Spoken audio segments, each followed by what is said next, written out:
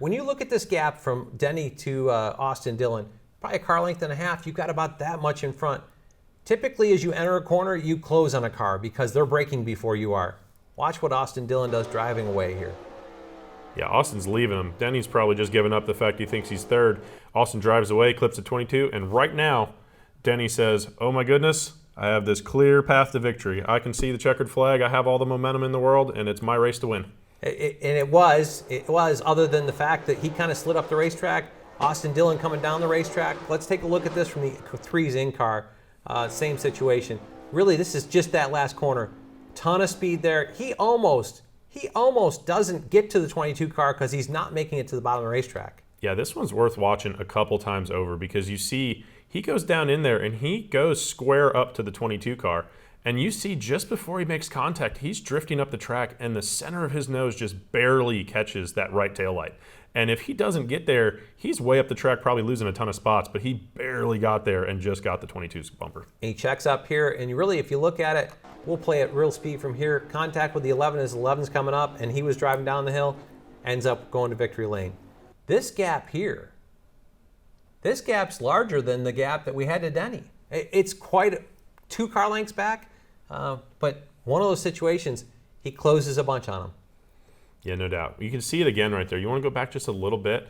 We talk about, him just barely getting that bumper, but if you look at the 3 right here, his left front gets down to the yellow line, and about the time he gets to the yellow line, it starts to take back off.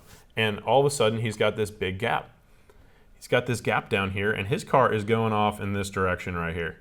And the 22 car is pointed. You can tell the yaw angle difference between those 2 cars. Yeah, definitely. We'll back that up to your point of the yaw angle. Just before the contact, the 22 he's wrapping the line right here. Yep. Left front's closer than the left rear is. Not that way on the 3 car. This 3 car's trajectory, if the Joey Logano's not here, he's going to end up here, out of the groove. Joey's at exit of the corner right there, and the 3's still on entry. Yes, but that's what you have to do. That's part of what this environment is. Win and you're in. And Austin Dillon knows this is his opportunity to get himself into playoffs. I think there's a couple things here. He drives down the hill. That's kind of like he'd been exiting all day long. Denny's coming up the hill, 3 cars going down. We can get into that whole piece of what the intentions were there, but I could argue that the 3 car was just pointing towards the start-finish line. If you watch that one back right there too, the 11 car actually gets loose, and I didn't pick up on this the first several times I watched this replay, but if you watch this one just slow down and you watch the 11, right here, he thinks, I have a chance to win, and he squirts the throttle, and you see the back of his car rotate around, and he's sliding up the track catching that thing, and what catches him is the 3 car. Yeah, it's one of those situations. I'm not going to say one way or the other on this one. It's a situation I could say from the video I've got here, I think 2 cars going for the same place.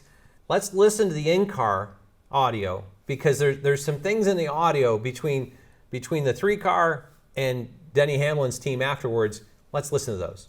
So about 1.5. I don't care how you do it.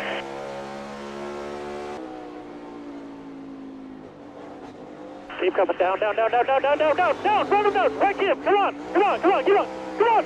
Yeah. I just watched SMT. There's no doubt about it. He crushed it. Yep, his spotter just admitted to me and Hirsch, that's on me. I told him to do it. I said, you told him to right rear us.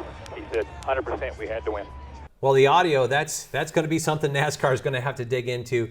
Kind of telling is the perspective of the spotter as we went down through here, and the perspective that the 11 team had coming out of it. Something for NASCAR to dig into this week. Yeah, absolutely. I don't want to have to make those calls. We talked about some ways in the 11 getting loose that the 3 might have some defense, but we clearly know what the 11 thought after that too.